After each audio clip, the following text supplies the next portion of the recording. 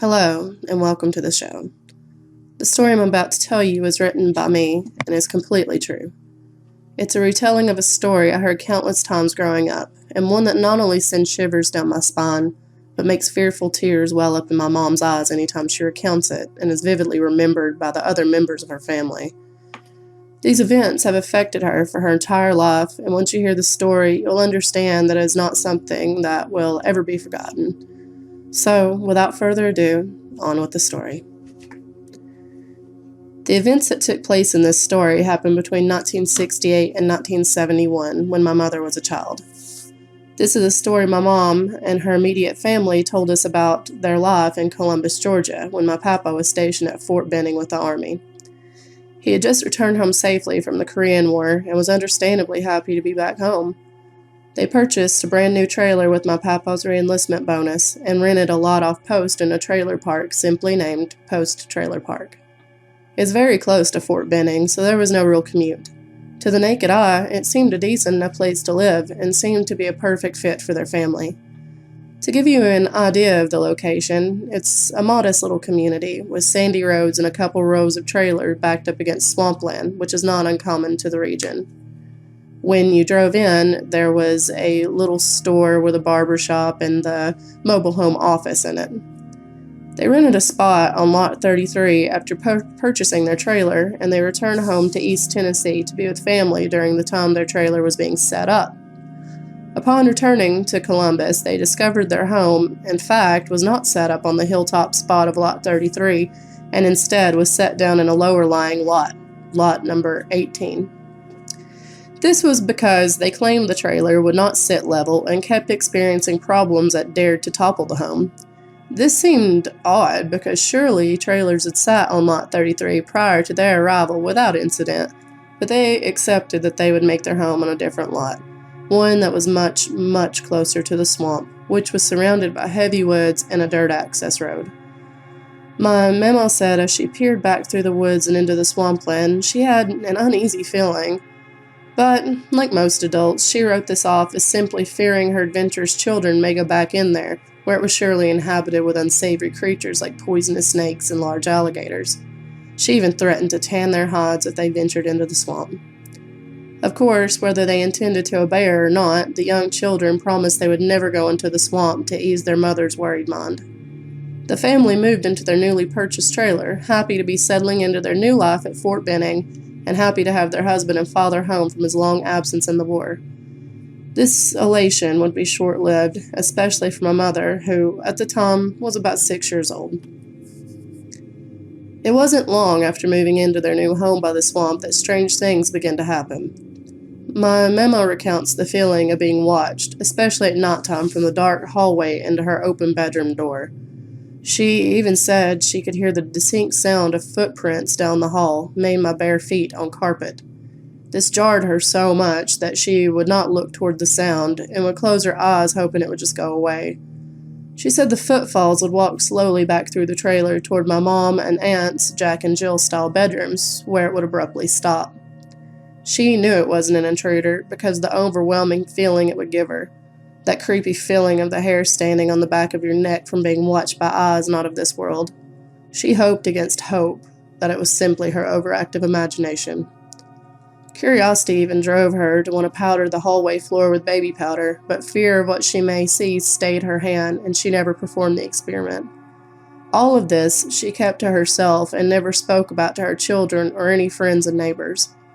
Telling her husband what she was experiencing, he admitted to having a dreadful feeling himself sometimes, but attributed the strange noises to their new trailer just settling.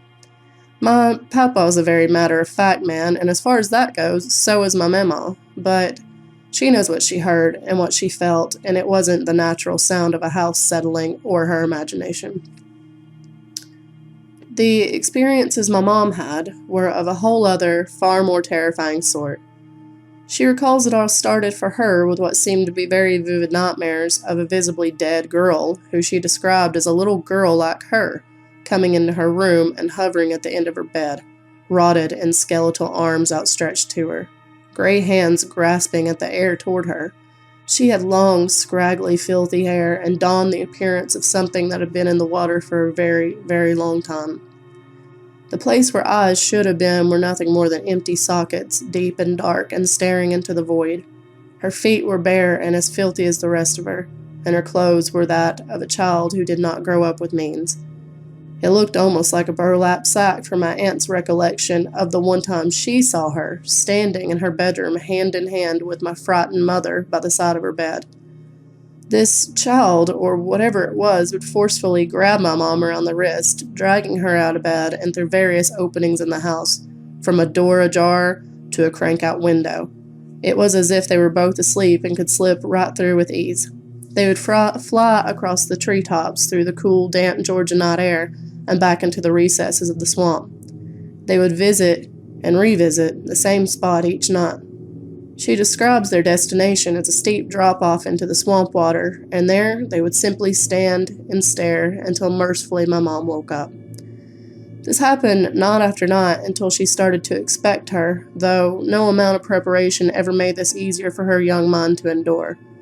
Not only were the dreams bad enough, but they were accompanied by strange bouts of sleepwalking that she never experienced prior to the nightmares or nocturnal visits from this creature, or ever happened since.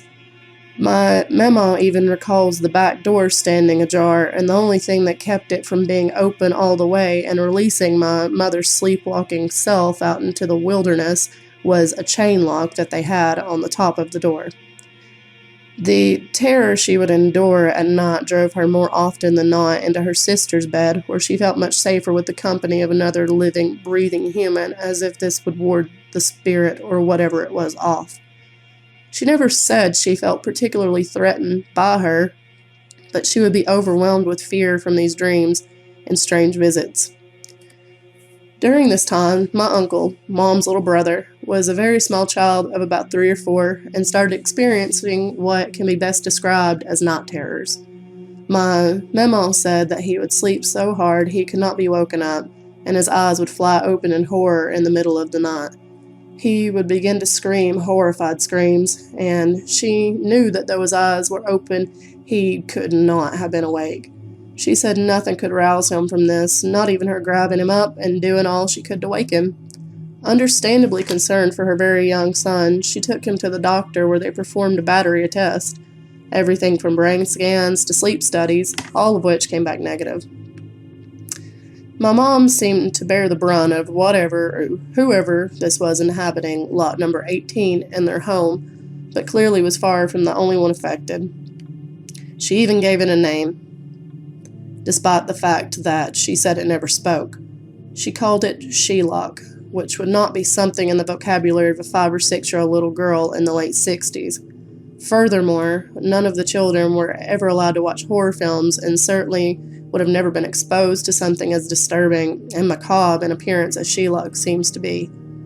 My grandparents and their children relocated with their trailer to Colorado on new military orders in the winter of 1971, and all the activity ceased immediately.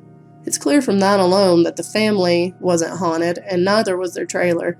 It had to be Lot 18, or Post Trailer Park in general.